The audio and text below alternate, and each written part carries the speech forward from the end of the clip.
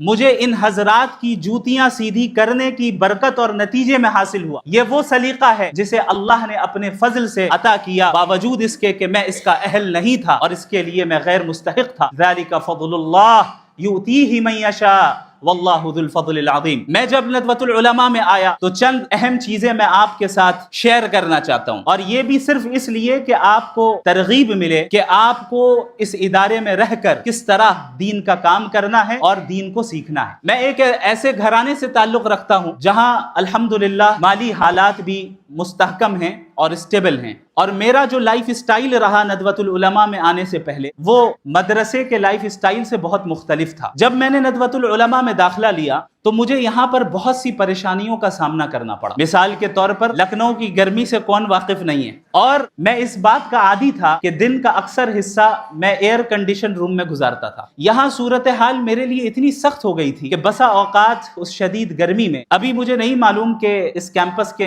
Infrastructure کا کیا، اس کی کیا صورتحال ہے. اس وقت وہاں جو ایک مارکیٹ ہے، مارکیٹ کہتے ہیں اسے، اس کے قریب ایک اے ٹی ایم ہوا کرتا تھا، ابھی بھی ہے.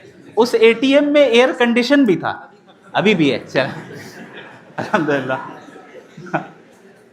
تو جب مجھے شدید گرمی لگتی اور برداشت کے باہر یہ گرمی ہو جایا کرتی، میں 5 منٹ. السلام علیکم. تو یہ تھا مفتی اسماعیل کا انٹروڈکشن. اس کے بعد دیکھتے ہیں پڑھ لینے کے بعد کس طرح سے جواب دیا.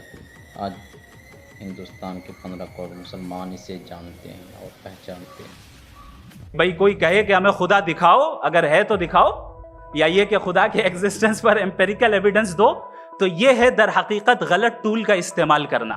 یہ ایسا ہی ہے کہ جاوید صاحب مجھ سے یہ مطالبہ کریں کہ مفتی صاحب آپ میٹل ڈیٹیکٹر کے ذریعے پلاسٹک ڈیٹیکٹ کر کے دکھائیں. یہ تو بہت ہی احمقانہ بات ہوگی کہ کوئی آدمی کہے صاحب اگر خدا ہے تو مجھے دکھائیے. یہ تو جاہلانہ بات ہوئی. میں نے تو نارتھ پول نہیں دیکھا ہے، مگر میں مانتا ہوں کہ نارتھ پول ہے. اگر آج ہمارے جاوید اختر صاحب ایسی کوئی عقلی دلیل اور لاجیکل ایویڈنس دیں خدا کے نہ ہونے پر جو ڈیفینیٹ بھی ہو، تو میں یہ اعلان کرتا ہوں کہ یقیناً میں اس ایویڈنس کو قبول کروں گا اور اس پر غور کروں گا. جو مذہب مانگتا ہے، ہر مذہب فیت مانگتا. فیت کا مطلب یہ ہے کہ نہ کوئی گواہ ہو، نہ کوئی ثبوت ہو، نہ کوئی ریشنل ہو، نہ کوئی لاجک ہو، نہ کوئی پروف ہو، مگر تم ایک بات کو مانو. ایسا آئیلینڈ جہاں پہ ہم سے پہلے کوئی کبھی نہیں گیا. چلتے چلتے آپ کے سامنے اچانک آپ نے دیکھا ایک پنک کلر کی بال پڑی ہوئی ہے. سب سے پہلا سوال آپ کے ذہن میں کیا آئے گا کہ یہ بال یہاں کیوں آئی، کیسے آئی، یہ پنک کلر کی ہی کیوں ہے، کوئی اور کلر بھی ہو سکتا تھا. نیچرلی آپ اس طرف پہنچیں گے کہ کوئی نہ کوئی ہے جس نے ان اسپیسیفک پراپرٹیز کے ساتھ اس بال کو بنایا ہے اور یہاں پہ رکھا ہے. ہر مذہب آپ سے ایک چیز مانگتا ہے، فیت. یہ فیت کیا چیز ہوتی ہے؟ دنیا کا ہر مذہب فیت پہ ٹکا ہے، اور فیت کا مطلب ہے ایک ایسا یقین جس کا کوئی ثبوت، کوئی گواہ، کوئی ریشنل نہیں. سارے مذہب سب جانتے ہیں یہ دنیا کیسے بنی تھی، کیسے مٹے گی، مرنے کے بعد کیا ہوگا. ان کو سب علم ہے. ان کو کسی کو ڈائنوسر ہوتے تھے پہلے یہ نہیں پتا تھا، کسی کو نہیں پتا. کتنے مذہب آگے چلے گئے، کسی نے جوپیٹر کو خدا مانا، کسی نے کسی کو مانا. میں کہتا ہوں جس نے کانٹینجنٹ چیز کو خدا مانا، غلط مانا، وہ خدا ہی نہیں، وہ خدا ہی نہیں ہے. ہم تو نیسیسری بینگ کو ثابت کرنے بیٹھے ہیں، وہ نیسیسری کاز جو ایٹرنل ہے، جو ابدی بھی ہے اور ازلی بھی ہے. ہم کسی اور کو ثابت کرنے نہیں بیٹھے. دوسری چیز انہوں نے کہا کہ فیتھ اینڈ بلیف یہ ایک ایسی ڈیفینیشن ہے فیتھ کی جو انہوں نے پہلی مرتبہ پیش کی ہے، یا معاف کیجیے گا انہوں نے پہلی مرتبہ پیش نہیں کی ہے، رچرڈ ڈاکنز نے پہلی مرتبہ پیش کی ہے. مجھے معلوم ہے یہ سورس کہاں سے ہے. ایپسٹیمولوجیکلی فیتھ اور بلیف کا فرق آپ اس طرح نہیں کر سکتے سر.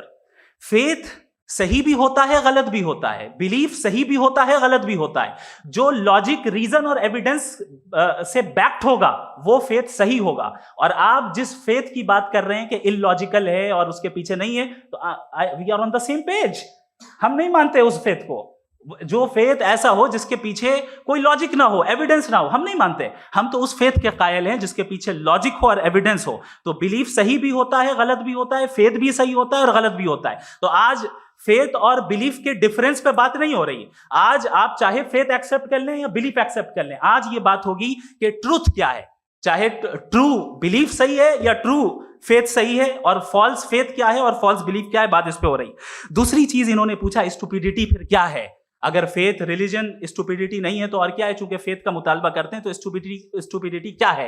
میں کہتا ہوں اسٹوپیڈیٹی ایتھزم ہے. اس کی وجہ یہ ہے کہ آپ ایک سڑک پہ جا رہے ہوں اور آپ کسی گارڈن میں جائیں اور دیکھیں وہاں لکھا ہے پھولوں کے ساتھ I love Javed Akhtar, and I really do, I love you سر.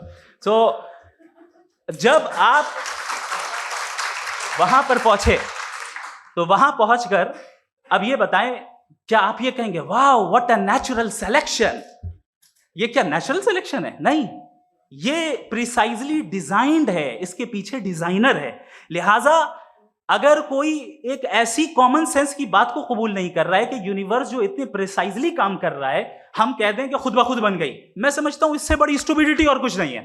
یہ ریشنل چیز ہے. پھر ہمارے سر نے کہا کہ آپ نے بال پہ فوکس کیا, آئی لینڈ پہ فوکس نہیں کیا. ارے آئی لینڈ کو کس نے بنایا یہی سمجھانے کے لیے تو بال کی مثال دے رہا ہوں. اور بال بھی کانٹینجنٹ ہے, آئی لینڈ بھی کانٹینجنٹ ہے, دونوں نیسیسری بینگ کا مطالبہ کرتے ہیں. آگے انہوں نے کہا کہ نیچر میں کوئی انصاف نہیں ہے, ہم ڈیسائیڈ کرتے ہیں کہ موریلٹی کیا ہوتی ہے, انصاف کیا ہوتا ہے. ہم ڈیسائیڈ کرتے ہیں, جیسے ڈرائیونگ سیٹ میں ٹریفک والا, یہ تو کسی خدا نے نہیں کہا, یہ ہے, اسے کہتے ہیں فالس ایکویویلنس. یہ ایک لاجیکل فیلیسی ہے. آپ نے جو ہے مثال دی ڈرائیونگ کی اور ٹریفک کی, یہ سبجیکٹو موریلٹی ہے. آپ سبجیکٹو موریلٹی کو مثال بنا کر آبجیکٹو موریلٹی کے اوپر نہیں تھوپ سکتے. انصاف کی آبجیکٹو موریلٹی. اگر آپ یہ کہتے ہیں کہ نیچر میں انصاف نہیں ہے تو انصاف کا نہ ہونا یہ نیچرل ہوا. تو کیسا لگا مفتی اسماعیل کا ویڈیو, اور آپ کیا کہنا چاہیں گے